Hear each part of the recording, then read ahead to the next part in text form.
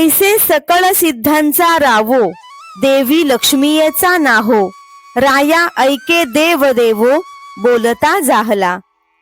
संजय म्हणाला, हे धृतराष्ट्रा राजा, ऐक. असे सर्व सिद्धांचा राजा, देवी लक्ष्मीचा पती, देवांचा देव जो श्रीकृष्ण, तो याप्रमाणे बोलला. आता पुनरपि तो अनंतू, आद्य एकी मातू, सांगेल ते पंडू सुतू, प्रश्नू करील. आता भगवान श्रीकृष्ण एक पुरातन कथा सांगतील. ती कथा ऐकून अर्जुन काही प्रश्न विचारील.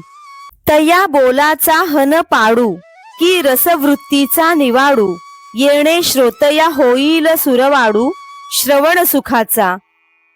या अनमोल बोलण्याची योग्यता, त्यातील रसवृत्ती या सर्व कारणांनी श्रोत्यांना श्रवण सुखाची समृद्धी होईल.